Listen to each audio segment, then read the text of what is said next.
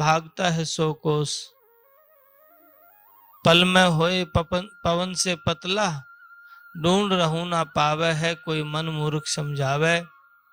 यो मन मुग्ध कया ना माने, राम भक्ति ना भावे। ये मन कभी हाथी की तरह शरीर बढ़ाता है, तो कभी पवन से भी पतला होके गायब हो जाता है, ढूंढने से भी नहीं मिलता है। हमें हर वक्त होश में रहना है, ध्यान में रहना है, और हर वक्त होश में रहेंगे, चेतन रहेंगे, बेहोशी नहीं आएगी, तो सतगुरु की रहमत से हमारी आंतरिक यात्रा भी शुरू हो जाएगी। बिन सतगुरु के जीव का कल्याण नहीं होता है। देवी देवता पीर पैगंबर चाहे ब्रह्मा विष्णु महेश भी क्यों ना हो, गुरु बिन भेद ना पावे। स्वामी नित्यानंद दयाल कहते हैं कि गुरु के बिना कोई पार नहीं हो सकता है। अभी जिक्र किया राम कृष्ण से कौन बड़ा, 3 लोक के मालिक हैं, उनसे राम कृष्ण से कौन बड़ा, लेकिन फिर भी गुरु के आगे अधीन रहते हैं, क्योंकि गुरु के बिना इस जीव का कल्याण नहीं होता, गुरु के बिना इस जीव की मुक्ति नहीं होती है। जब ब्रह्मा विष्णु महेश को भी गुरु की आवश्यकता है, तो साधारण व्यक्ति को क्यों नहीं है? आप विचार करके देखिए, अवतारों को भी गुरु की जरूरत है, क्योंकि गुरु के बिना कल्याण हो नहीं सकता। काल के जाल से जीव बच नहीं सकता, गुरु के बिना जीव मुक्त नहीं हो सकता। स्वामी नित्यानंद दयाल स्पष्ट कहते हैं, गोविंद बांधा जीवड़ा गुरु छुटावन हार। गोविंद ने इस जीव को बांध दिया बंधन में। ये जीव जन्मता है, मरता है, कभी किसी योनि में जाता है, कभी किसी योनि में जाता है, लेकिन गुरु के आगे आकर के गुरु ने दया मेर करके बंधन काट दिया। गोविंद बांधा जीवड़ा गुरु छुटावन हार, गुरु ने बंधन छुटा दिया। इसलिए गुरु समान दाता नहीं, याचक शिष्य समान, 3 लोक की संपदा सो गुरु की निदान। गुरु के समान इस दुनिया में कोई भी और दूसरा कोई नहीं है, लेकिन विश्वास होने के बाद बात बनती है, और हमारा विश्वास माया होने नहीं देती है, क्योंकि माया बैठी बीच में करे हजारों दाव, कभी किसी रूप में, कभी किसी रूप में, कभी दौलत के रूप में, कभी पुत्र पुत्री के रूप में, कभी स्त्री के रूप में, कभी मान बढ़ाई के रूप में माया आके जीव को रोक लेती है। गुरु से संबंध, गुरु से नाता नहीं जोड़ने देती। आप बैठते हैं राम भक्ति में, चलते हैं मालिक के नाम की कमाई करने के लिए, लेकिन काम क्रोध लोभ मोह रूपी सेना सज के आ जाती है, कर्म की सेना, और इसी जीव को घेर लेती है, भक्ति की ओर एक भी कदम रखने नहीं देती है। जबकि विचार करके देखना, जो जन्मा सो आया मरण में सभी मौत का भोग, आपे को भी मरना होगा, किसका मनावे सोग। संत स्पष्ट कहते हैं, भाई क्या रो रहा है, आपने भी जाना पड़ेगा, क्योंकि जिसने जन्म लिया उसका निश्चित अटल सत्य है, एक दिन उस व्यक्ति ने जाना है। और प्रिय बंधुओं, जिसने जाना है ना, वो अभिमान और नफरत और द्वेष क्यों करता है? जिस व्यक्ति के परमात्मा के प्रति प्रेम हो गए, अटल निश्चय है, उस व्यक्ति के अंदर फूल खिलेंगे, वो हर व्यक्ति से प्रेम करेगा, नफरत नहीं करेगा। ऐसा नहीं है कि बेईमानियां ठगियां उसके भीतर भरी होगी। झूठ कपट से साहिब रहते दूर, क्योंकि साचे के हरि पास हैं, झूठे से सो कोस, झूठे दो जग जाएंगे नित्यानंद अफसोस। झूठे का उद्धार नहीं हो। पहले हमारे बड़े शाणे क्या करते, क्या कहते थे, भूखा की बावड़ जाए, झूठा की ना बावड़े। हमारी हरियाणवी अक्षेत्री भाषा में कहते थे ना कि भूखा की बावड़ से गए पर झूठा की ना बावड़े। और आज तो झूठे फल रहे हैं। हम देखते हैं ना, जितना बड़ा झूठा होगा उतना ज्यादा बड़ा व्यापार बिजनेस करता पाएगा। पर ये गहराई से मंथन करते हैं, बड़ी दौलत चाहे सारी दुनिया की दौलत उसके पास हो, आप उस दृष्टि से सोचो, जो संत कहते हैं चाहे सारी दुनिया की दौलत उसके पास होवे, सारी दुनिया चर्चा भी करे, बड़ा धनवान हो, पर उसके एक ऐसा रोग लगा दिया रोता रहे। दौलत तो झूठ कपट करके छीन सकता है, कमा सकता है, रोग को झूठ करके बोल के कैसे भगाएगा? रोग को तो नहीं भगा सकता ना। इसलिए सदगुरु की प्यारी साध संगत जी, बहुत ऐसी चीजें जीव को हिसाब किताब तो चुकाना पड़ता है अनंत जन्मों का। और फिर इतिहास उठा करके देखते हैं, भक्ति मार्ग पे कोई जीव चलता भी है तो हम इतिहास उठाएं गुरु नानक का, सदगुरु स्वामी नित्यानंद जी महाराज का, कबीर साहब का, दादू दयाल जी का, मीराबाई का। इनका जीवन भी बड़ा संघर्ष का जीवन रहा है, क्योंकि भक्ति मार्ग में कायर का काम नहीं है। कोई काम चोर घर से काम को छोड़ के भाग जाए, खेत खलियान के घर के काम करना ना चाहे और बैठ जाए राम राम, वो थोड़ी देर ही राम राम कर सकता है, असली लगन राम से नहीं लग सकती है। व्यवहार में भी कुशल होगा, पहचान है, व्यवहार में भी कुशल होगा, व्यवहार खराब नहीं करेगा, बेईमानियां ठगियां नहीं करेगा, सहज सरलता जिनके हृदय में धारण है वो परमात्मा को पाएगा। और संत सदगुरु इस धरा के ऊपर जीव को जगाने के लिए आते हैं। अनंत जन्मों से भटका हुआ जीव को मालिक से तार जोड़ने के लिए आते हैं, लेकिन हम अनंत विकारों में फंस जाते हैं, भ्रमित हो जाते हैं। न जाने ऐसी ऐसी बातें हम जब साधारण लोगों से सुनते हैं, मालिक पे भरोसा कम और भूत प्रेत कारणिया पे भरोसा ज्यादा रखते हैं। और जबकि ईमानदारी की बात बताता हूं, ऐसे जीव आत्माओं की गति नहीं होती है, गति नहीं होती ऐसी जीव आत्माओं की। अनंत अनंत जन्मों तक वे आत्मा रोती रहती हैं जो ये काम करते हैं। सदगुरु कबीर साहब नानक दादू को मानते हैं पर उनकी वाणी को नहीं मानते। क्या कहते हैं कबीर साहब, भाई भूत पूज के भूत बनेंगे, यम के जूते खाइया, कहे कबीर सुनो वैसा तो छोड़ो भूल भुलैया। भाई भूत ने पूजोगे, भूत का ही ध्यान रहे, मालिक का ध्यान कहाँ रहेगा? और जिनके हृदय में सदगुरु का ध्यान है, मालिक के नाम का ध्यान है, 8 पैर 64 घड़ी जन बुल्ला धर ध्यान, न जाने कौन घड़ी में आन मिले भगवान। सदगुरु की प्यारी साध संगत जी, जिन संतों को मानते हैं उनके जीवन परिचय को पढ़ के देखो, वो कितना संघर्ष किया लेकिन भक्ति मार्ग से डिगे नहीं है। उन्होंने सिखाया कि हमने कैसे रहना चाहिए। बड़ी से बड़े पहाड़ टूटे उनके ऊपर दुखों के, लेकिन उन्होंने भक्ति मार्ग को नहीं छोड़ा है, सिमरन को नहीं छोड़ा है, मालिक से नाता जोड़ना नहीं छोड़ा है। मीराबाई का जब जिक्र करते, मीराबाई के पिता मरे, मां मरी, भाई मरा, मीरा महाराज जी, मीरा के जिस घर में ब्याई वो घरवाला मर गया, सासू ससुर मर गई, ससुरा भी मर गया। और जब आप पढ़ते हैं ना, राणा जी ने जहर का पिटारा भेजा, वो तो देवर था उनका, मीराबाई का देवर था जो मारने के प्रयत्न किए थे मीराबाई को। मीराबाई का पति नहीं था। इतने दुखों के बावजूद भी मीराबाई ने मालिक से नाता नहीं तोड़ा है। स्वामी नित्यानंद दयाल कहते हैं, डड्डा डूंगर डगमगे, डिगे धरण आकाश, सब मंडप जिस दिन डिगे, अडिग रहे हरिदास।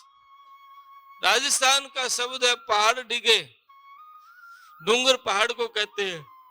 पहाड़ डिगे, ब्रह्मांड धरती आसमान भी डिग जाए, पूरा ब्रह्मांड भी डगमग करे, पर गुरु का लाल ना डिगे, इतना अडिग, इतना भरोसा है तो भक्ति मार्ग पे जीव चल सकता है। फिर गुरुदेव कहते हैं, राणा रण जूझा नहीं, सयाना सन्मुख घाव, नित्यानंद कैसे होए अणि महा उमराव। मैदान में युद्ध किया नहीं, और जख्म था भाला बर्छी लगे नहीं, और उनके बिना मैदान में विजेता होने की मोहर लगाए फिरता है, ऐसे विजेता नहीं होते हैं। इसलिए सदगुरु की प्यारी साध संगत जी, प्राथमिकता मालिक के नाम की कमाई को देना है तो अपने आहार को, व्यवहार को, विचार को ठीक करिए। जब तक आपका आहार, व्यवहार, विचार ठीक नहीं होगा तब तक आप राम राम चिल्लाते रहो, आपका उद्धार नहीं होगा। आपका उद्धार नहीं हो। चाहते हो भला करना, चाहते हो भला हो तो राम नाम से प्रीत जोड़ना चाहते हो तो राम को भीतर बसाओ। मिश्री कहने से मुंह मीठा नहीं होगा, रोटी कहने से भूख नहीं मिटेगी, राम कहने से उद्धार नहीं होगा जब तक राम भीतर नहीं बसेगा। नितानंद मिश्री कहे मुख ना मीठा होए, बिना प्रीत हर हर कहे, पार न पूछा कोई, पावक कहे जड़े नहीं, जब लग लगे ना अंग, राम कहा तो क्या हुआ भीतर लगा ना रंग। गुरुदेव कहना चाहते हैं भाई तमाशा मत करो राम नाम का, माला तिलक बना के राम राम करते हो, भीतर बेईमानी रखते हैं, ऐसे उद्धार नहीं होगा। राम को भीतर बसाओ, रंग चढ़ना चाहिए भीतर राम नाम का, सत्संग का रंग चढ़ना चाहिए तो हमारे भीतर रंग चढ़ेगा, तो हम बेईमानी ठगिया नहीं करेंगे, क्योंकि जानते हैं आज किया तो कल ब्याज समेत देना पड़ेगा। नितानंद बदला मिले संध्या के प्रभात, ये बदला देना पड़ेगा, कोई इस बदले को बच नहीं सकता कोई भी। साधारण व्यक्ति की कौन कहूं, महापुरुष ये कहते हैं कर्मा की रेखा टारी ना टरी, हरिचंद्र राजा छत्रधारी, सिर पे चवर धरे, उसने के मेहनत का तोड़ा, भंगी घर नीर भरे, सीता हरण मरण दशरथ का बन बन राम फिरे, मिर्गा ने के धरती का तोड़ा, फंदे में आन पड़े। कर्मा की रेखा टारी ना टरे, कर्मा की रेखा टाली नहीं टले।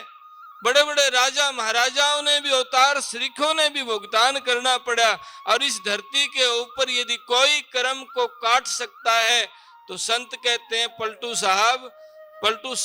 साहब संत हुए हैं फैजाबाद उत्तर प्रदेश में, अयोध्या के पास है फैजाबाद। तो पलटू साहब कहते हैं पलटू लिखा नसीब का, संत देते हैं फेर, साच नहीं दिल अपने इसलिए लागे देर, नसीब का तो संत रेख पे मेख मार सकते हैं और किसी में ताकत नहीं जो कर्म ने काट दे। अगर कर्म को काटे तो संत काट सकता है, पर कब जब प्रीत साची हो। ऊपरली प्रीत से परमात्मा नहीं मिलता, भीतर की प्रीत सच्ची हो। सतगुरु की प्रीति से कट जाए काल कलंक, नितानंद उपजे नहीं जन्म मरण की संख। सतगुरु की प्रीति से काल कलंक कट जाते हैं। एक वाणी संत की जन्म मरण के दुख न काट सके है। संत की वाणी के ऊपर वचन पे रुक जाना, क्योंकि संत तीन लोक को तार सकते हैं। एक पलक त्रिभुवन तारण, मंगलती आनंदमयी, आप परम गुरु दया करी जब जन्म मरण की ताप गई। स्वामी नित्यानंद दयाल कहते हैं जो जन्म मरण का ताप है ना, वो सतगुरु की एक पलक झपते ही, एक व्यक्ति की क्या कहो, वो तीन लोक को तार सकते हैं, तीन लोक को मुक्त कर सकते हैं। इसलिए सतगुरु की प्यारी साध संगत जी, एक बात का निश्चय राखिए, ये शरीर छोड़ के जाना सभी ने है। ज्ञानी ध्यानी त्यागी वैरागी कोई भी हो, शरीर के साथ आत्मा का निकल के जब चली जाती है तो शरीर के साथ सारे नाते टूट जाते हैं, सारे संबंध टूट जाएंगे। जो प्यारे होंगे वही तुझे ले जाएंगे, करेंगे दफन, जलाएंगे, कुछ भी करें, या पानी में गाड़ें या जमीन में गाड़ें या पानी में बहाएं या आपको जलाएं, जो तेरे हैं तुझी को जलाएंगे। वो जो तेरे हैं ना, वो तेरे ही आग लगाएंगे। इसलिए प्रिय बंधु, इस बात को चेत समझ, घड़ी दो घड़ी जितना बन पाए सत्संग के प्रति प्रीत हो, लगाव है, चाव है, बड़ी गहरी प्यास है, मैंने सतगुरु की संगत करनी है। जब इतना प्रीत होगा कि मैंने बैठना है सत्संग में, जयमाली के नाम की चर्चा हो। हमारे संत क्या कहते हैं, जग में बड़ो है सत्संग भाई, सत्संग समान कछु वस्तु नहीं। और संत झूठ नहीं बोलेगा, सुंदरदास महाराज कहते हैं। फिर तुलसीदास कहते हैं, सत्संग की आधी घड़ी तप के वर्ष हजार, फिर भी नहीं बराबरी संतन कियो विचार। सत्संग की आधी घड़ी और तप के 1000 वर्ष हुए तो भी बराबरी नहीं है, सत्संग बड़ो है। एक समय की बात है, वासिष्ठ महाराज में और विश्वामित्र महाराज में झगड़ा हो गया। वासिष्ठ महाराज सत्संग किया करते थे, विश्वामित्र तप किया करते थे। बात बहुत लंबी बात है, मैं शॉर्ट में सुना रहा हूं। विश्वामित्र ने वासिष्ठ महाराज के सारे पुत्र मार दिए। क्यों? क्योंकि मेरे को ब्रह्म ऋषि नहीं कहता, इसलिए। और वासिष्ठ महाराज कहते थे, आप ब्रह्म ऋषि अभी होए नहीं हो। सदगुरु की प्यारी साध संग जी, मैंने विषय दोनों में बहस होगी। एक सत्संग बड़ा कहता है, एक तप बड़ा कहता है। और ब्रह्मा जी के पास पहुंच गए। ब्रह्मा जी ने कहा, ऋषि आओ, कैसे आना हुआ? तो सदगुरु की प्यारी साध संग जी, दोनों बड़े ऋषि थे, कहा महाराज निर्णय करवाने आए हैं। तप बड़ा, सत्संग बड़ा है। ब्रह्मा जी ने कहा कि आप महेश जी के पास जाओ, वो निर्णय करेंगे। महेश जी के पास गए, उन्होंने विष्णु महाराज के पास भेज दिए। और विष्णु महाराज ने शेष महाराज के पास भेज दिया। तो शेष महाराज जी के पास भेज दिया।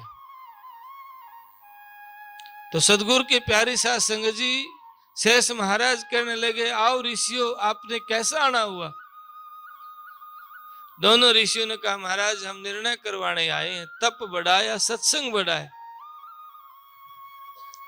शेष महाराज जी कहने लगे, जिसकी गर्दन पे, सिर पे पूरी पृथ्वी का भार हो और जिसकी गर्दन टूटी जा रही हो, कैसे निर्णय करेगा?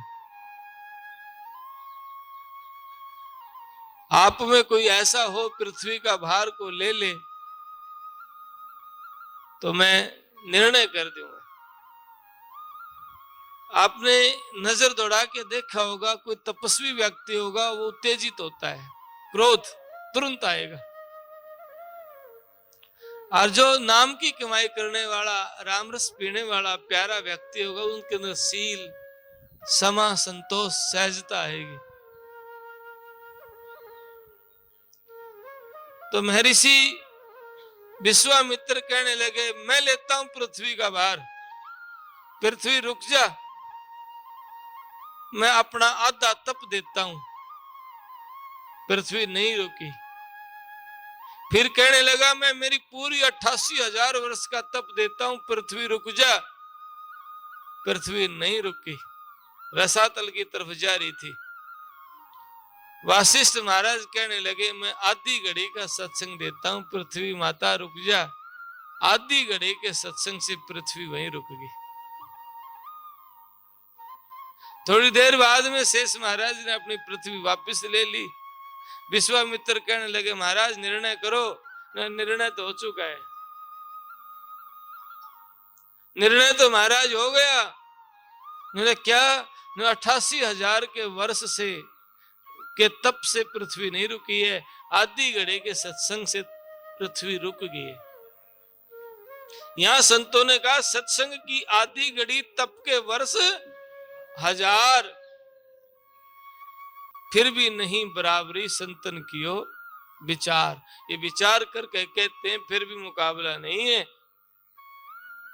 फिर तुलसी साहब के सत्संग की आधी घड़ी और आधी की पौनी आध, तुलसी संगत साध की कटे कोटि अपराध। और उसमें भी साध की संगत मिल जाए, संत के पास बैठना आ जाए, बैठना आ जाए। हम बैठने आते तो हैं, हमें बैठना नहीं आता। हम जाते तो हैं दर्शन करने के लिए, पर अपने ही विचारों में रहते हैं, अपने ही तावड़ में रहते हैं। हमने बैठना नहीं आता, इसलिए लाभ भी नहीं मिलता है। जो गए हैं वो लाभ है, लेकिन जो देना चाहते हैं वो नहीं ले पाए। क्यों नहीं ले पाए? अपनी मनमुखता को दूर नहीं कर पाए, जिसकी वजह से हम यांत्रिक यात्रा नहीं कर पाए। मनमुख पंडित, मनमुख मुंडित, मनमुख राजा राणा, नितानंद जिस महल गुमानी, गुरुमुख मार्ग जाना। महाराज जी कहते हैं मनमुख पंडित हो, ज्ञानी हो, ध्यानी हो, मुंडित हो, त्यागी हो, वैरागी हो, लेकिन वहां नहीं जा सकता। वहां तो गुरुमुख ही जाता है। जो गुरु के वचन पर डट गया, कट के फंद 84 के एक वचन को मान लेना, बस उस जीव का उद्धार हो जाएगा।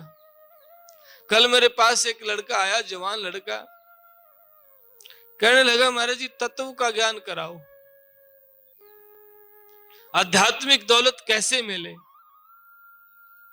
अब सोच के देखो, इतने तावड़ में कोई व्यक्ति आता है, और जब उतनी प्यास भी गहरी हो तो एक पलक में भी हो जाती है, कहीं आना नहीं जाना सेकंडों में हो जाती है। पर लोग क्या करते हैं? मैंने कहा आपको तत्व की जानकारी कहां से हुई? मैंने गीता को पढ़ा है, गीता में सब कुछ है। फिर मैंने कहा जो आप नहीं जानते, आप जो जानते हो वो पूछ लो मुझसे। जानते हो, आपको पता ही है, वो मुझसे क्या पूछ रहे हो? नहीं, मुझे तत्व का बोध कैसे होगा, आध्यात्मिक दौलत मैं कैसे पाऊं? मैंने कहा सील समा को धारण करो और गुरु कृपा पे भरोसा रखिए, क्योंकि गुरु का एक वचन पे रुकना ही आध्यात्मिक दौलत को पाना है। लेकिन हम क्या चाहते हैं? बस मेरा तरीका हो और बता दे, वो बस बात बन जाए। ऐसे कभी नहीं होता है, ऐसे हो नहीं सकता है। गुरु नजर निहाल है, कुछ भी ना दे नजरों से ठीक कर सकते हैं, वो ताकत होते हैं सतगुरु।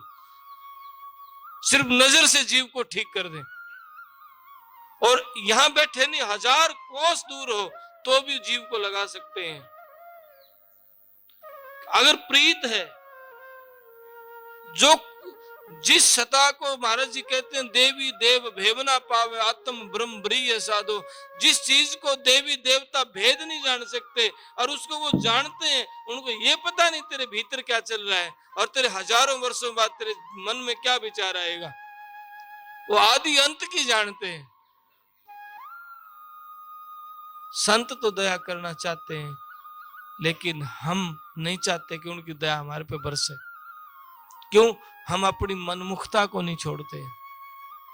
और जब तक मनमुखता को छोड़ करके एक सच्ची मोहब्बत उस सदगुरु से, उस परमात्मा से नहीं होगी, सच्चा अटैचमेंट लगाओ, प्रेम नहीं होगा, तो मन की दूरी नहीं मिटेगी।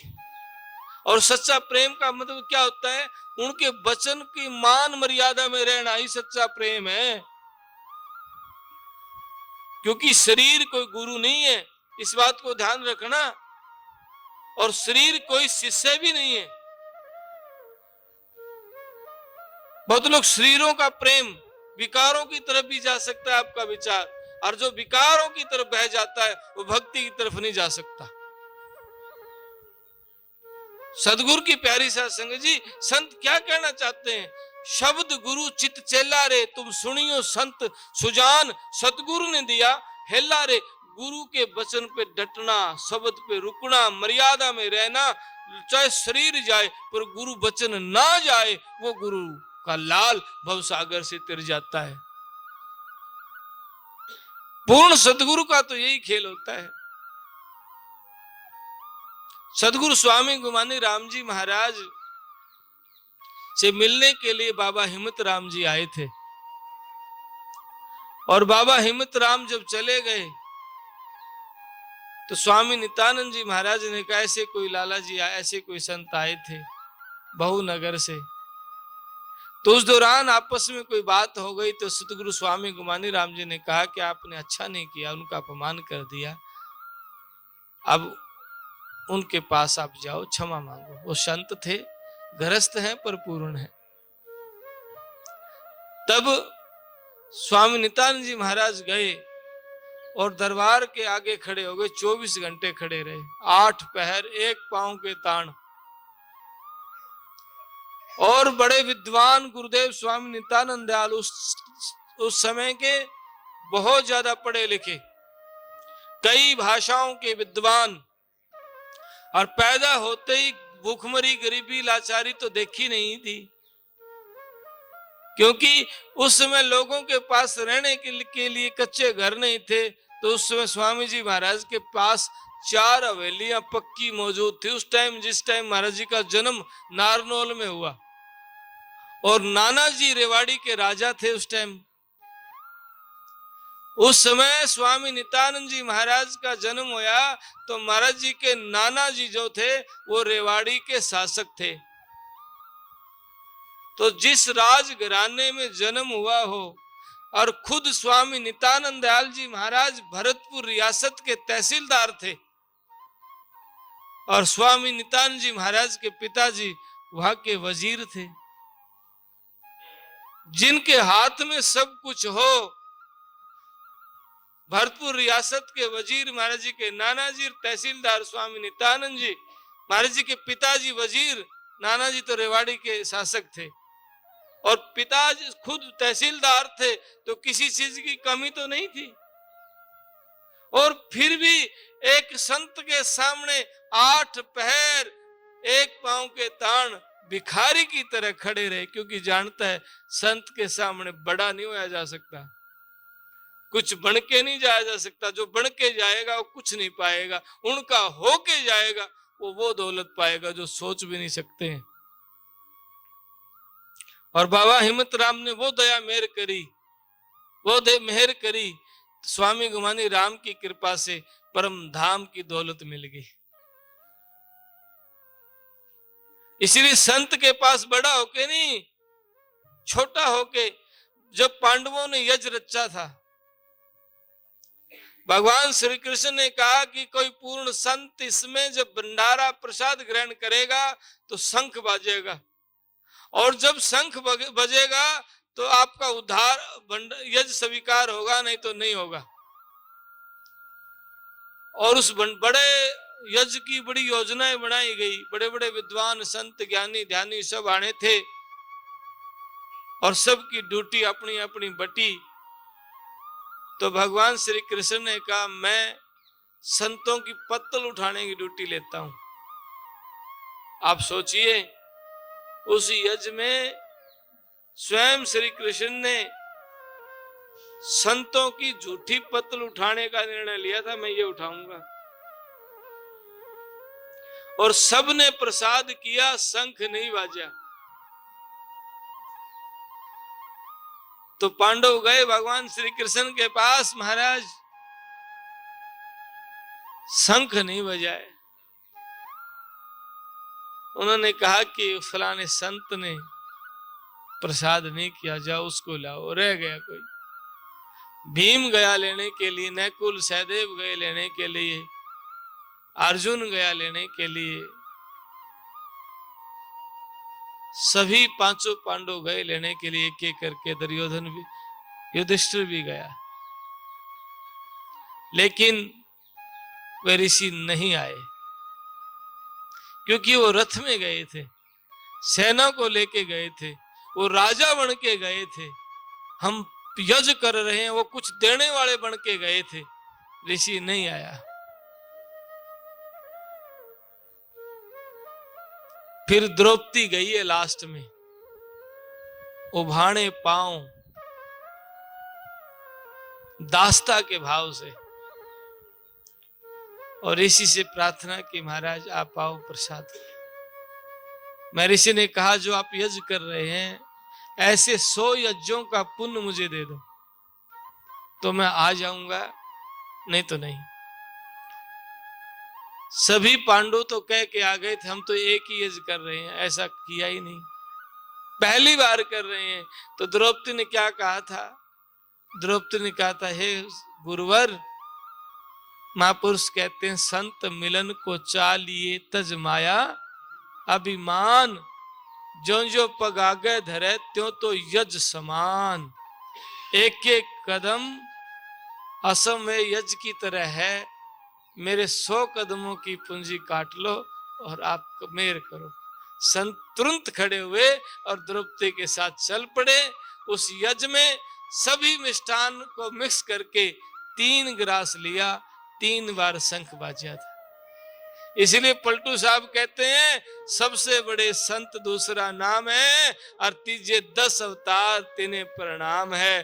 पलटू साहब ने भाई संत सबसे बड़े हैं, और संत और राम में तो भेद है ही नहीं।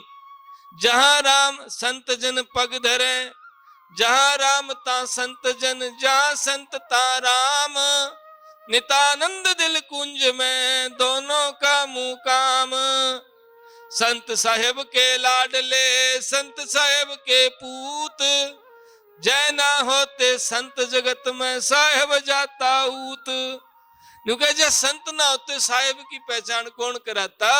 संत और राम को एक कर जानिए, जो पूर्ण ब्रह्म का अवतार लेके आते हैं, जो जातियों के नफरत के जहर को उठाकर गिरा से ऊपर उठ के बात करते हैं, जो केवल मानव जाति प्राणी हित की बात करते हैं, वे संत मिले तो दर्शन करें और उनकी संगत करके अपने आप को काल के जाल से बचाइए।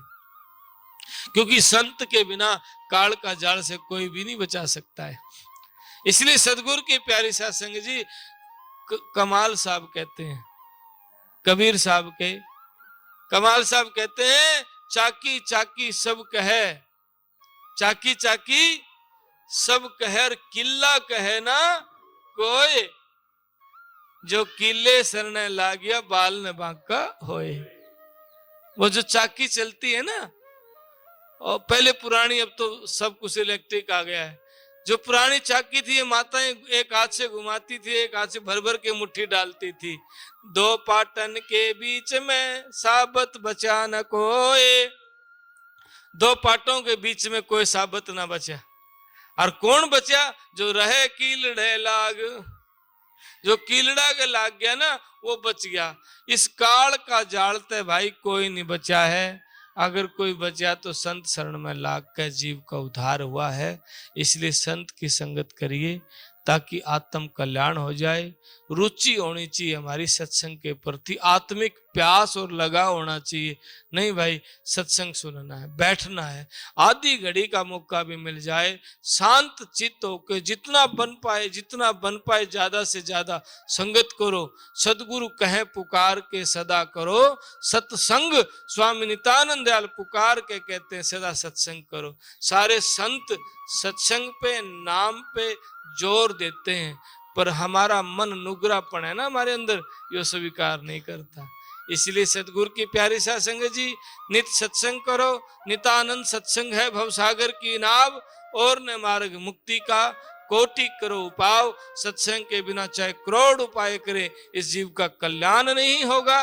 नित सत्संग करे। बोल सतगुरुदेव महाराज की सत साहिब।